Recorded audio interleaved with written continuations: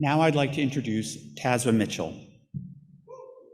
As Policy Director of the DC Fiscal Policy Institute, Tazra manages and advances the organization's policy research and advocacy agenda, bringing with her a particular passion about tax policy and the anti-racism and economic justice movements. Previously, Tazra was a senior policy analyst at the Center on Budget, where she managed the Poverty to Opportunity Project and conducted analyses of promising employment policies aimed at helping people struggling to make ends meet. She is also a State Policy Fellow alum and spent time at the North Carolina Budget and Tax Center, analyzing policies and spearheading various anti-poverty campaigns. Please help me welcome Tazra to the stage.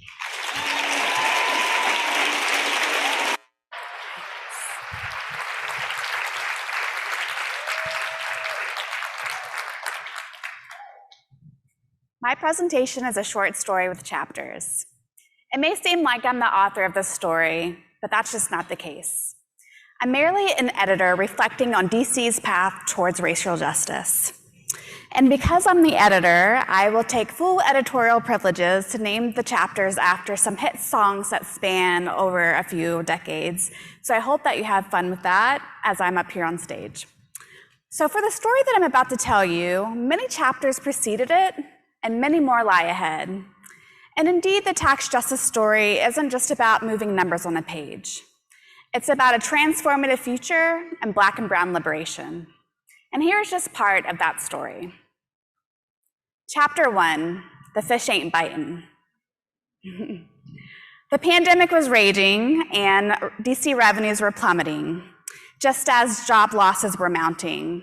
I watched tens of thousands of my neighbors being pushed deeper into hunger and closer toward eviction.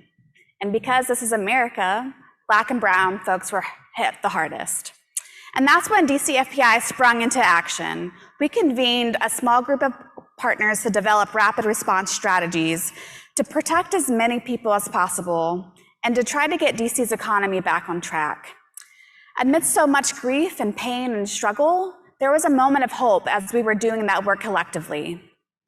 And this is the very group that laid the groundwork for the Just Recovery campaign. Despite all of the grief that was circulating the district, DC lawmakers just could not muster up the political will to do the right thing. They voted down a measure that would have raised taxes on high-income residents and helped fund a just recovery. Chapter 2, dust yourself off and try again. Whew, that one hurt. We worked for grueling months and lawmakers just failed to meet the urgency of the moment. But after shedding a few tears and taking some time to rest, we regrouped. We had some tough choices to make. We had to decide if we wanted to give the tax campaign a second shot. And we decided, win or lose, we wanted to take that second shot. And so we hunkered down, we mapped out our strengths and weaknesses, we manifested our goals, identified capacity needs, and began to develop a sophisticated campaign strategy that could take us to victory. Chapter 3, level up. So this is the longest chapter in the story. We were really energized by the fact that we wanted to give this campaign another go, but very humbled by the fact that we needed the extra help. We needed to grow our tribe internally and externally if we were going to win this thing. So at DCFPI, we decided that we needed to hire a full-time dedicated person to run the day-to-day aspects of the tax campaign. So we decided to hire our first ever organizer at the organization, Amber Gruner, who's here. Who's incredible, and I hope that everybody gets a chance to meet with her. She worked with myself and other DCFPI colleagues like Eliana and Danielle and external partners to take the campaign to the next level and really build incredible momentum. Her capacity freed up my time so that I could focus on spearheading the overarching tax campaign strategy across coalitions, but also cultivating those really important deep connections with lawmakers who are championing the legislation on tax policy. But more importantly, her capacity allowed us to deepen relationships with organizers on the ground, like our partners at Spaces in Action, which is our community change partner. She also began to conduct more revenue one-on-one hearings, and we held office hours. We had a teach-in on tax day. We began to develop our branding and logos for the campaign as it became formalized, and we created really dope, innovative tools that were designed to effectively engage our base and bring them in and keep them in. Extra capacity also allowed us to turn hurdles into opportunities. For 2 years in a row, DC Council refused to hold a revenue hearing to have an open debate about whether or not revenue should be on the table. Now, at the time, our revenues were projected to plummet by $2.4 billion by the end of the financial plan, and yet they weren't willing to have this debate, at least the leadership was not. And since they wouldn't give us one, we created our own. So we hosted a people's revenue hearing. We recruited parents and residents, advocates to come and tell their story about why they wanted revenue on the table and where they wanted that money to go. We helped them prep and deliver their testimony, and let me tell you, y'all, they really knocked it out of the park. And one of the great things about that event was that lawmakers showed up. And to us, it signaled that we were building the people power to make them listen, and in turn, we knew that our demands were being heard. DCFPI also started to change the way in which we did our campaign work. We began paying people stipends, mostly Black and brown low-income folks, because their ideas and their time are valuable. We began to hire interpreters so that our Spanish-speaking colleagues and partners were able to access our programs. And we continue to implement democratic voting processes so that every voice at the table could help craft our tax platform. Now, we know that we didn't have to do this work by ourselves. That's when we tapped the Center on Budget and Policy Priorities for support on strategic communications.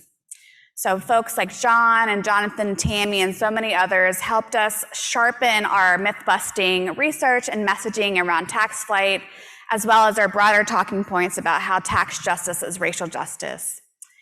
And that really became the slogan of our campaign. When people heard that phrase, they just connected with it. And since it was such a hit, we slapped that phrase on t-shirts, we printed a bunch out, gave them to our partners, and we began to see these t-shirts everywhere. It was really a great way to get our campaign message out there and introduce our campaign to new people. In fact, I know a few of you all in the room have asked if you could buy your own, and I've seen them all over Twitter, and they're still for sale if you guys want some.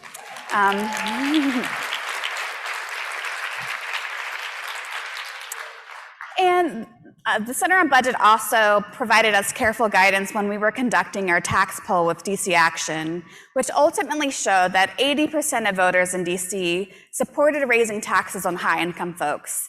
Not only that, they also supported directing that money to childcare and housing investments, two critical issues that we were facing, not only during the pandemic, but for a while. By building our external and internal capacity, we now had more people to push the message forward. Chapter 4, Irreplaceable.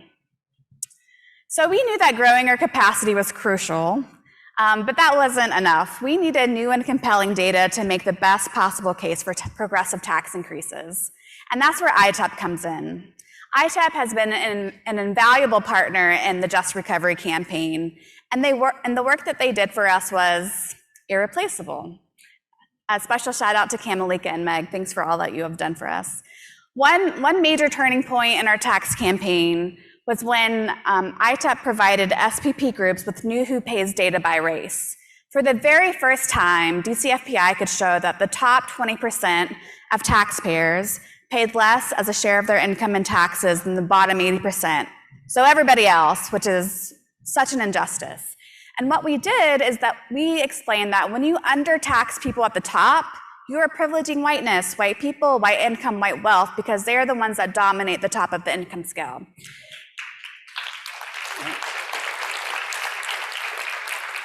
And when people heard that data within that context, they could feel that injustice in their gut, right? That data just clicked, and it was a total game changer for the campaign.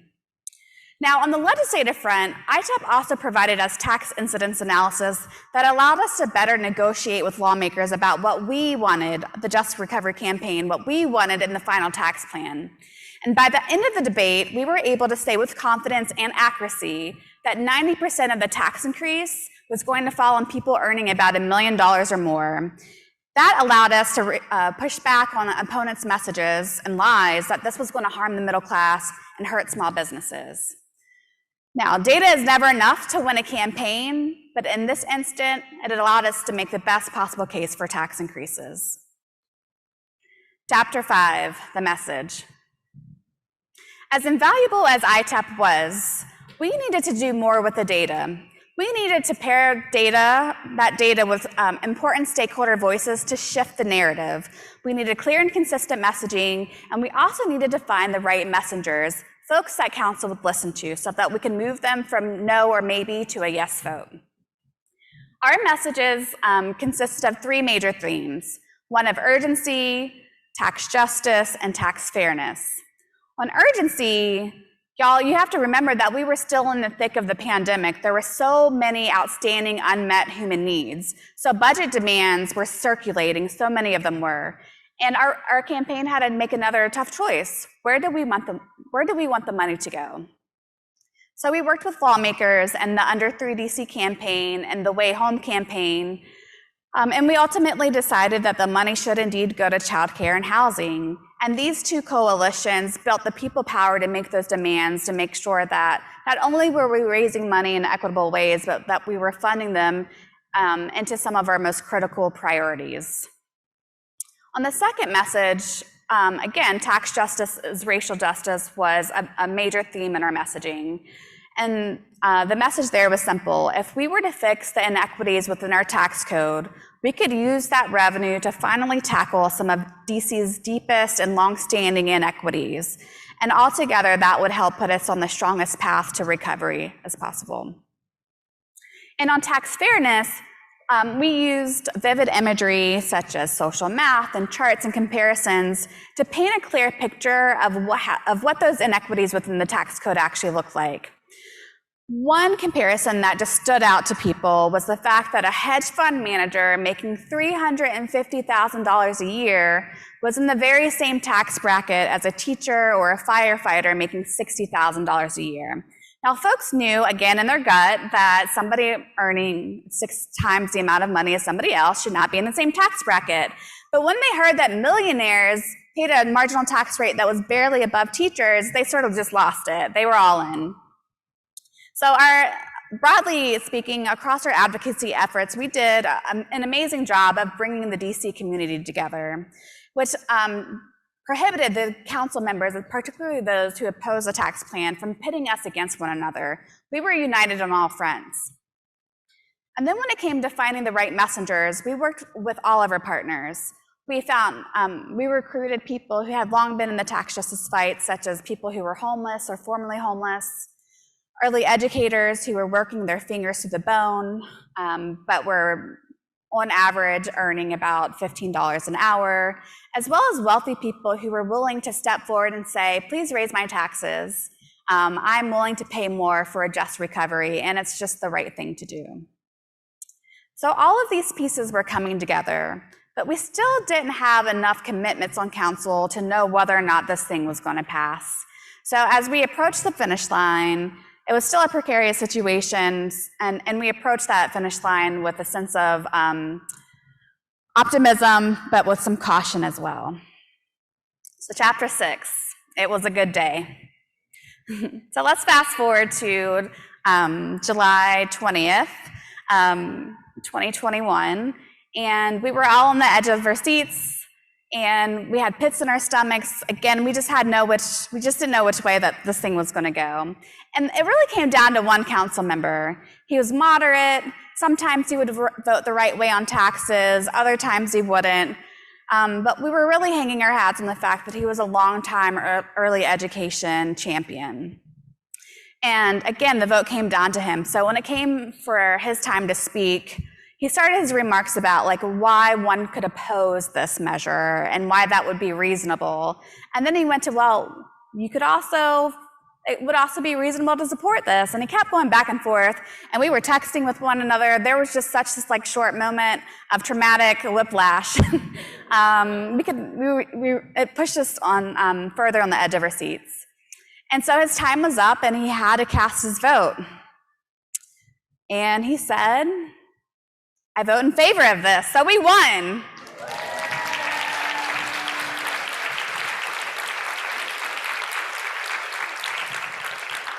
So we convinced the DC Council to raise taxes on people earning $250,000 or more. That money, we're going to raise $170 million, and that money is going to fund transformative investments.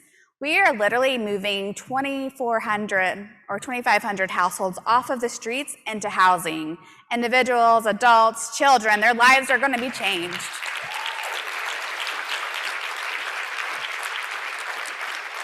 We are also raising the pay of thousands of our early educators, most of whom are Black women, earning, again, about the minimum wage, and their pay is going to be on par with public school teachers who are unionized and who just make a heck of a lot more money.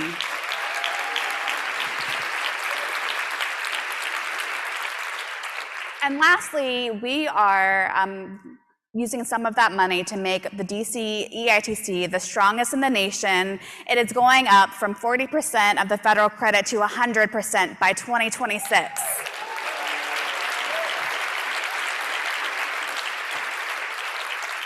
We're also converting it from an annual lump sum payment to a monthly payment. So for me, I have a lot of gratitude for the chance to have worked on this campaign, particularly because of where the funding is going. There was a point in my childhood where I was homeless. My dad, Rick, and my brother, Joey, we were couch surfing and motel hopping, just facing a lot of instability at the time. One saving grace was his tax refund, because it happened around that time of year. And his tax refund was boosted by the earned income tax credit. So I just can't imagine all of the little Tazras who are going to be helped by this tax campaign. Yeah.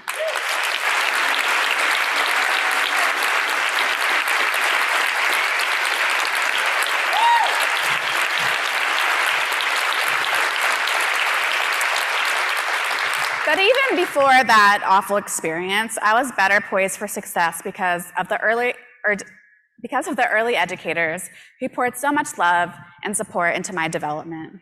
So for me, this was not only a career highlight, but also a moment of redemption.